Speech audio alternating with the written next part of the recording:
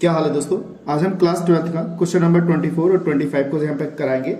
और इससे पहले जो इसकी मैं 5-6 वीडियो बना चुका हूँ। मैं समझता हूँ आपको अच्छी तरह समझ में आ गई होंगी। अगर किसी प्रकार की किसी को दिक्कत है, समझ में नहीं आया है, कुछ मन में उनके डाउट है, तो मुझे कमेंट करके जरूर बताइएगा। ठीक है दोस्तों।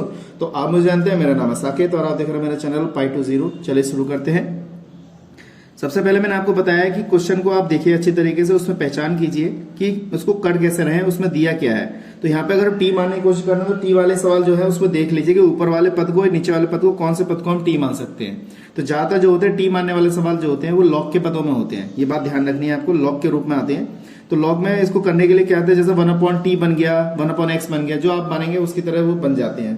तो इसको कैसे करेंगे, ऊपर कितना दे रखा है 2 cos x दे रखा है, और नीचे ऊपर दे रखा है माइनस का 3 sin x, नीचे दे रखा है 6 cos x प्लस का 4 sin x दिया है।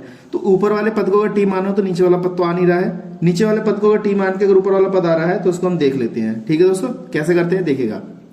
अगर मैं इसको टी मानता हूं, किसको, नीचे वाले पद को, लेकिन उसके लिए क्या करना पड़ेगा आपको, सेम ऊपर वाला पद करना पड़ेगा, क्योंकि कांस्टेंट ऊपर का सेम होना चाहिए। तो नीचे से देखिए 2 कॉमन आ रहा है, तो मैंने क्या किया इसमें, सबसे पहले देखिए ऊपर वाली लाइन तो ऐसी लिखी रहती 2 cos x माइनस का 3 sin x, लेकिन नीचे से यहाँ से 2 कॉमन निकाल लिया। देखिए 2 कॉमन आ रहा है, तो मैंने 2 कॉमन निकाला यहाँ से, तो 2 3 6 यानी कि 3 cos x हो जाएगा, 2 दूनी 4 यानी कि 2 sin x हो जाएगा, और यहाँ पे dx हो जाएगा। ठीक है दोस्तों। अब ये वाला 1/2 तो बाहर आ जाएगा। आप इससे गलती मत करिएगा, इससे 2 से 2 काट दें, क्योंकि ये पद अलग है, ये 2 इसके साथ है, ना कि इसके साथ आ रहा है। इसमें से निकालोगे तो बाहर कॉमन निकलेगा, यहाँ पे 3/2 कह के जाएगा। तो मैंने क्या किया, यहाँ पे 3 cos x प्लस का 2 sin x को t मान लिया। मैंने क्या किया, 3 cos x प्लस का 2 sin x को मैंने t माना। अब इसका आप क्या करेंगे, डिफरेंशियल कर दीजिए विद रिस्पेक्ट टू x। यहाँ पे जब डिफरेंशियल करेंगे हम, तो 3 cos x का हो जाएगा माइनस का sin x प्लस का 2 sin x का क्या हो जाएगा, cos x हो जाएगा, dx हो जाएगा, और बराबर कितना आ जाएगा हमारे पास, dt हो जाएगा। अब इसको सही तरीके से लिख लो, ये प्लस वाला पद पहले लिख लो 2 cos x, और ये वाला माइनस का लिख लो माइनस का 3 sin x, और ये देखिए dx बराबर कितना हो गया, dt। अब देखिए 2 cos x minus 3 sin x, देखिए 2 cos x minus 3 sin x कितना आ गया, dt आ गया हमारा। ठीक है दोस्तों, बिल्कुल सेम वही पद आ गया।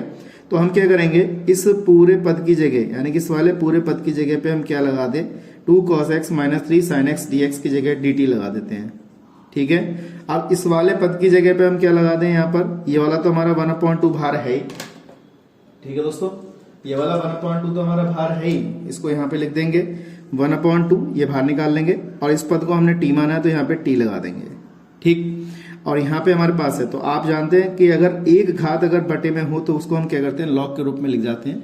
तो ये हो जाएगा हमारा कितना, log t। इस टाइप से लिख लिया। आप चाहें तो ऐसे मॉड के रूप में से लिख सकते हैं। और ये कितना हो जाएगा हमारे पास, कितना हो जाएगा, प्लस का c हो जाएगा। तो 1/2 यहाँ पे लिखेंगे, 1/2 करके t का मान वापस कर दीजिए। t का मान कितना है हमारे पास, 3, यहाँ cos x हो जाएगा, प्लस का 2, यहाँ sin x हो जाएगा, और प्लस का कितना हो जाएगा, c। तो ये हमारा क्या है, इसका आंसर हो गया। तो मैं समझता हूँ सवाल को आपको अच्छी तरह समझ में आ गया होगा। ठीक है दोस्तों, कोई अगर किसी प्रकार की समस्या है क्वेश्चन में, मतलब ऐसा कुछ है जो डाउट लग रहा है, तो आप उसमें मुझे कमेंट जरूर करिएगा। ठीक है दोस्तों। इसी क्रम में हम अगला क्वेश्चन कराते हैं 25। कैसे करते हैं देखिएगा। यहाँ पे दे रखा है integral dx upon cos square x bracket में 1 माइनस 10x का होल स्क्वायर दिया हुआ है। तो यहाँ पे कुछ भी आइडिया नहीं लगा, लेकिन आप इसका डिफरेंशियल करके देखो, क्योंकि 10x का डिफरेंशियल करते हैं तो sec होगा, और sec का उल्टा क्या हो सकता है, cos। तो हम क्या करेंगे, 1 माइनस 10x को हम t मान लेते हैं। ठीक है। अब इसका डिफरेंशियल करके देखते हैं। 1 का डिफरेंशियल क्या होता है, 0। 10x का कितना हो जाएगा, sec स्क्वायर x dx बराबर कितना, dt हो जाएगा। ये वाला माइनस चिन्ह इधर भेज दीजिए, क्योंकि यहाँ पे माइनस चिन्ह कोई है नहीं। ठीक है। तो ये वाला माइनस चिन्ह इधर भेज दूंगा मैं। ये हो जाएगा sec स्क्वायर x dx बराबर माइनस का dt हो जाएगा।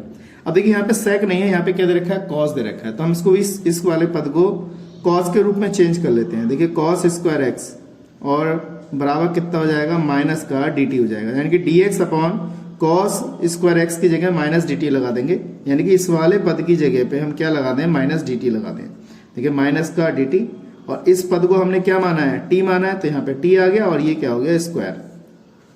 अब देखिए दोस्तों, यहाँ पे 2 घात है। अभी मैंने बताया था अगर एक घात होगी तो ऊपर ले जाके लॉग लेके रूप में कर लेंगे, लेकिन यहाँ पे 2 घात है तो इसे ऊपर ले जाके हल करेंगे हम।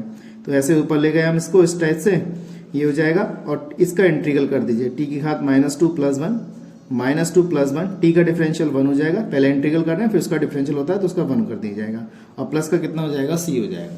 बस अब इसको सही तरीके से लिख लीजिए टी की घात -1 प्लस का कितना c, माइनस माइनस क्या हो गया ये प्लस हो जाएगा और प्लस होने के बाद देखिए यहाँ पे टी की घात -1 प्लस का c हो जाएगा। अब इसको हम क्या करें, इसको इसके नीचे ले जाइए यानी कि प्लस का टी प्लस का c हो जाएगा। टी का मान वापस कर दो, टी का मान कितना है हमारे पास जो हमने माना था अभी, कितना माना 1 माइनस कितना 10x और ये हमारा कितना है +c, ये हमारा क्या है इसका आंसर हो गया। मैं समझता हूँ आपको अच्छी तरह समझ में आ गए होंगे सवाल। अगर